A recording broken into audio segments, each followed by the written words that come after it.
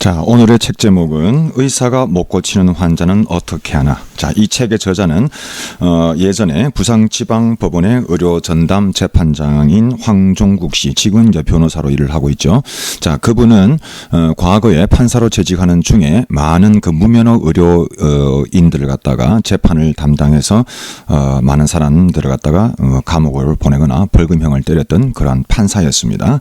하지만 지금은 이제 현대의학의 어떤 실상을 제대로 이해하고 난 다음에 또 자기가 재판을 담당했던 수많은 그 피의자들의 실력을 보고 난 다음에 이제 의학에 대한 생각을 바꾸게 된 한 케이스가 되겠죠.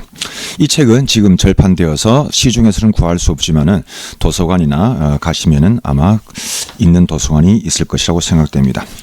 자, 오늘은 그분이 쓴 책의 이제 서문에 해당되는 부분을 발췌해서, 전체를 읽기는 너무 기니까 발췌해서 읽어 드리도록 하겠습니다. 5페이지에 보시면은, 자, 병이 들면 누구나 의사에게 간다. 그렇게 해야 된다고 배우면서 자랐다. 그런데 의사가 병을 얼마나 고쳐주던가. 의사들, 한의사들 스스로 하는 말이 20%에서 30% 정도라고 고백을 한다. 그것도 잘 봐서 그런 것이라고 말한다. 그러면 나머지 70에서 80%의 환자들은 어떻게 하란 말인가? 희한하게도 대한민국의 의료법은 양의사나 한의사가 아닌 사람에게 가서 치료를 받거나 혹은 치료에 실력 있는 사람이 다른 사람을 치료해주면 그것을 불법으로 간주하고 범인 취급을 하게 된다. 이것은 곧 70에서 80% 정도의 많은 환자들, 즉 병원이 고치지 못하는 환자들에게 스스로 앓다가 죽으라고 말하는 것과 같다. 세상에 내 병 내가 고치고 내 생명을 내가 스스로 지키겠다는데 누가 치료를 받아도 된다 안 된다 말할 수 있단 말인가? 국가가 법률로서 나의 치료 수단 선택권을 제한한다면은 국가가 내 생명과 건강을 책임지기라도 하겠단 말인가? 어떻게 책임지겠다는 것인가?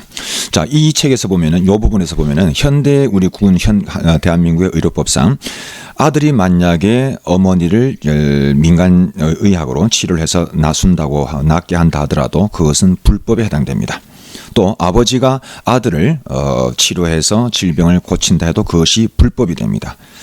그것이 지금 현재 우리 한국의 의료법의 현실이죠. 자, 그 다음에 6페이지에 보시면은 이 나는이라고 나눈 사람은 바로 이 황종국 판사를 의미합니다.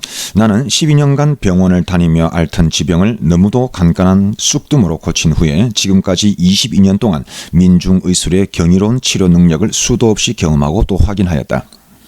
전신이 마비되어 식물인간 상태인 67세 할머니가 단 30일간의 단식을 통하여 완전히 회복되는 것을 지켜보기도 했다.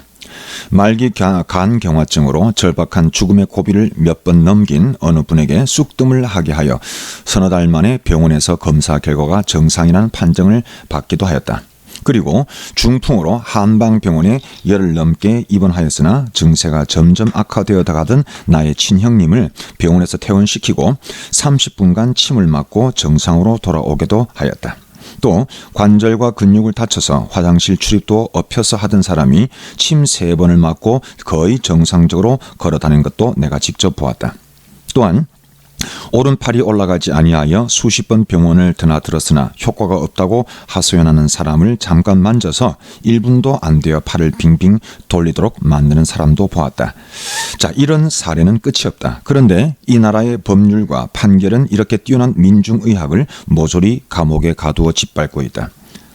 하늘이 내려준 신의라고 해도 의사 자격증이 없으면 가차없이 수갑을 채운다. 해방 이후에 지금까지 그리 해왔다.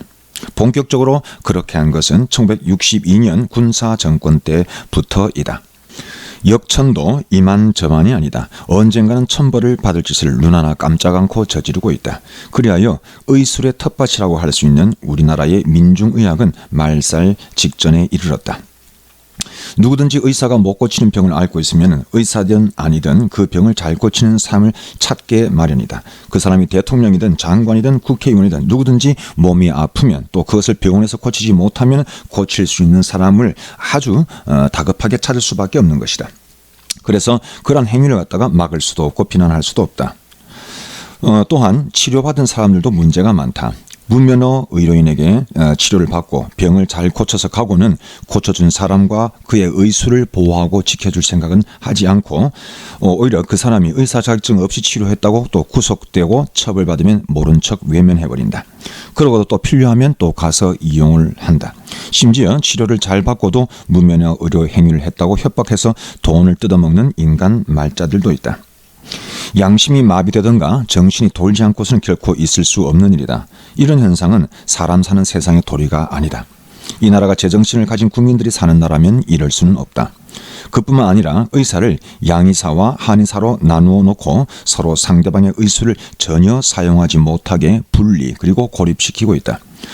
그러면서 또 민족의학인 한의학은 천대하여 한쪽 구석에 밀쳐놓고 비싸고 비효율적이며 비인간적인 서양 의술을 수입하여 의료 제도의 중추로 채택하고 있다.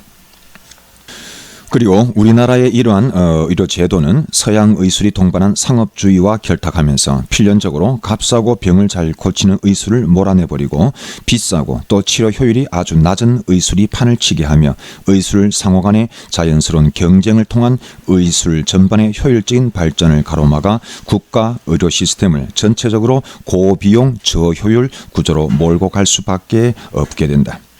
병은 잘 고치지 못하면서 의료비는 천문학적으로 늘어나는 것이다. 병을 못 고치니 환자가 병원마다 넘치고 쌓인다.